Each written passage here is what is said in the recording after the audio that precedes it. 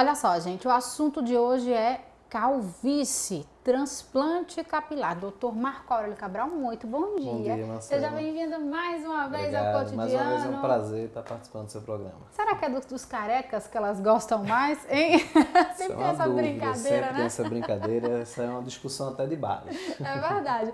Mas hoje nós vamos falar sobre transplante capilar, porque se não é dos carecas que elas gostam mais, ou se tem algum careca que está insatisfeito, tem jeito. Tem jeito. Deixando bem claro, Marcelo, é um procedimento do rol da cirurgia plástica, mas eu não faço. Eu não gosto de fazer, mas a nossa ideia aqui não é essa, eu não estou me promovendo. Eu estou, na verdade, vindo tirar a dúvida da população a respeito de um assunto que hoje a gente vê uma incidência maior da procura dos homens para o cuidado com a pele, com o rosto, com o corpo. E uma das coisas que demonstra um pouco de envelhecimento, causando um pouco de baixa da autoestima, é a perda de cabelo. É verdade. A calvície hoje ela é acometida na grande população. A gente pode ter tanto a classe feminina como a classe masculina com essa rarefação de cabelo. O que a gente hoje mais vê acometendo a população é o estresse.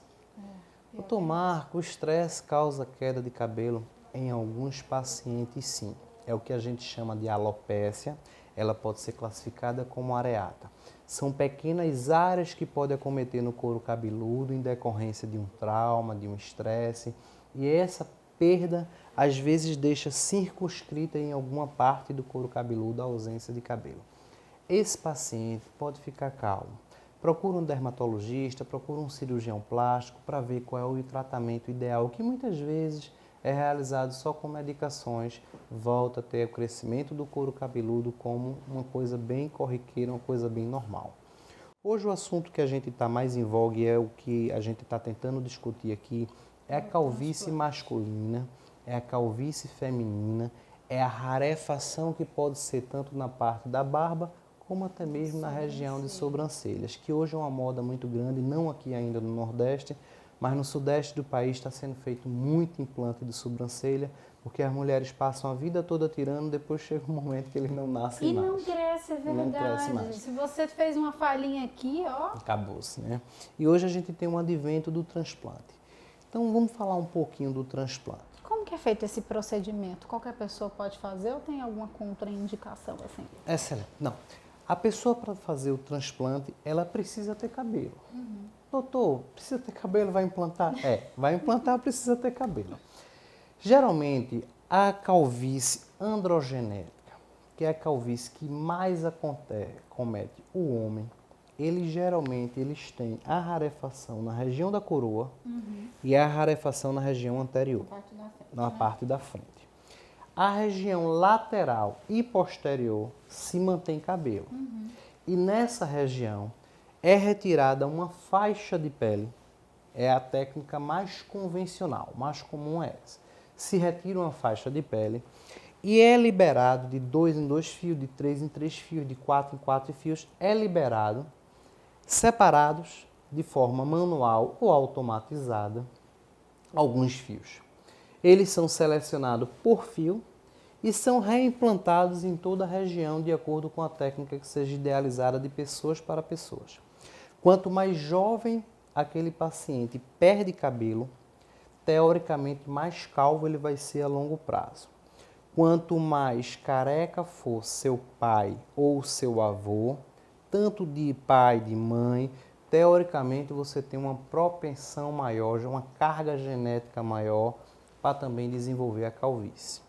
No passado se idealizaram várias técnicas. Uma delas era expandir a região onde tinha cabelo e ficava rodando retalhos para cobrir essa área. Hoje é retirado esse feixes de pele praticamente sem prejuízo na área doadora e é implantado em toda a região onde tem essa alopécia. É como se fosse uma graminha, então, né? Você vai plantando e aí ela vai crescendo e se expandindo pela cabeça. É isso? Mais ou menos esse pensamento. Você vai tirando certas regiões de um canto, transpondo para outra. E assim, hoje muitas pacientes dizem, doutor, eu implantei o cabelo, mas meu cabelo caiu todo logo em seguida. Faz parte da técnica. Primeiro o folículo, entre aspas, ele morre, para depois ele nascer. E quando ele nasce com o mais fio crescido. forte também ou não? Mais forte também, você pode pentear, escovar, cortar cabelo, ele volta a crescer, volta a ter o cabelo normal. Com a diferença que esse não vai cair, porque esse não tem a carga genética da queda que causou de forma anterior. Tá? Na nossa formação embriológica, a região anterior do nosso couro cabeludo ela difere da posterior. Por isso que na posterior geralmente a gente mantém o couro cabeludo. Vamos à pergunta do Omar, porque eu achei bastante interessante. O Omar quer saber se no transplante capilar deve ser feito só com o cabelo da pessoa ou se pode pegar o cabelo de outra pessoa para implantar. Como é que funciona, doutor? Era muito bom, né, Marcela? Você que tem muito cabelo, doava metade, não precisava nem fazer peruca. Então não tem doador de cabelo, implantar. Isso não existe. Infelizmente isso não existe, Marcela. A gente não pode adquirir uma carga de qualquer órgão de outra pessoa, exceto se a gente for tomar imunossupressor pro resto da vida. E para o transplante capilar, isso ainda, infelizmente, não é que não seja possível, porque isso ainda não foi viabilizado. É como se o corpo rejeitasse porque não é dele. Não é dele, exatamente. A teoria, a base do pensamento é essa aí que você está expondo agora para a gente.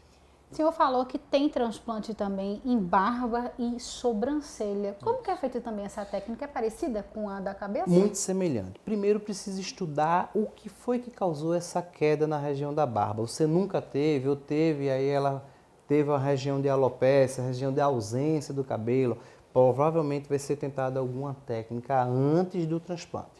E na região da sobrancelha, o que a gente mais vê é o trauma. O trauma das mulheres, passar a vida toda fazendo a sobrancelha e chega um momento que ela para de produzir de tanto trauma que recebeu naquela região.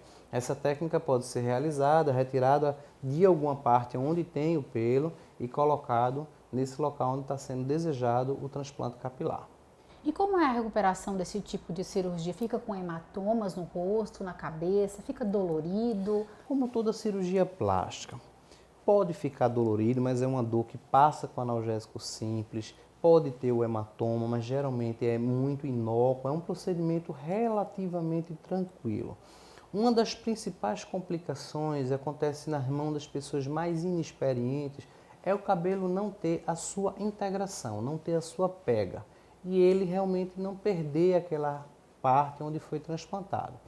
Hoje o que chega muito em consultório perguntando é qual a diferença do transplante de fio longo e o transplante de fio curto. Porque muita gente fala, doutor, tem um colega que faz o transplante com fio longo, o senhor faz com fio curto, o senhor não faz. Chega muito essas dúvidas, Marcelo. O que é que a gente pode explicar para a população entender? A do fio longo é a única forma que você tem para ver em qual forma está penteado o folículo. Entendi. Aquele pelo realizado naquele folículo. Então, é uma forma de ajudar o cirurgião a saber qual é o lado. Meu cabelo era do lado esquerdo, doutor. Então, se eu for fazendo um implante de fio longo, eu vou botar aquela forma para o lado esquerdo. E o fio curto, ele pode prejudicar um pouquinho esse entendimento. Mas hoje, mais realizado no mundo é o implante de fio curto, que dá os dois resultados muito bons. Até porque mesmo, como eu disse anteriormente, você implanta o fio longo, até 6 semanas depois ele vai cair. Ele vai cair, então... Então você fecha o longo, mas ele cai. É só uma forma de o cirurgião ele saber em qual lado vai ser desenhado a cabeleira. Silvano quer saber em quanto tempo vai ter o resultado definitivo depois da cirurgia. Muito boa pergunta. A grande maioria você vai ver um resultado definitivo após 6 meses. Então cai o cabelo primeiro, viu, Silvano? Não se desespere. Isso, para depois você começar a ver o cabelo crescendo e naturalmente ele vai ser como se fosse o cabelo anterior ao que ele tinha. Orientação que eu dou, Marcelo, você que está na idade jovem, que já sabe que seus familiares têm um certo grau de calvície, procure uma pessoa habilitada nessa área, ou a dermatologia, ou a própria cirurgia plástica. Comece a tentar fazer um tratamento de forma que você possa postergar essa calvície por completa que possa vir a te acometer. E hoje a gente tem tratamentos diversos, tem tratamento medicamentoso, que evita que essa perda de cabelo seja de forma bem acelerada. É uma cirurgia demorada, doutor? É uma cirurgia relativamente demorada, mas tudo depende da sua equipe. Se você tiver uma equipe, vários de técnicos de transplante capilar, que eles possam cortar o folículo de forma rápida, ou se ele vai ser implantado em forma de putty, ou seja, 15 folículos, a perda sempre é maior na implantação, mas tudo depende da quantidade de gente. Você tem microscópio para cortar, vai ser cortado a olho nu, tudo depende da capacidade técnica da equipe de transplantadores. E a anestesia, ela é geral, ela é local? Geralmente a anestesia ela é local, associada a uma boa sedação. Muito bem, então, dúvidas esclarecidas. Espero ter conseguido esclarecer a grande maioria das dúvidas da população e mais uma vez estamos dispostos a qualquer dúvida que vocês puderem ter. Obrigada, Tá bom? doutor. Obrigado. Obrigadão, Um viu? abraço. Vocês já sabem, outras dúvidas, entra aí no site do doutor Marco Aurélio Cabral, que ele responde tudinho pra gente. Com prazer. Obrigada, viu? Obrigado. Até a próxima. Tchau, tchau.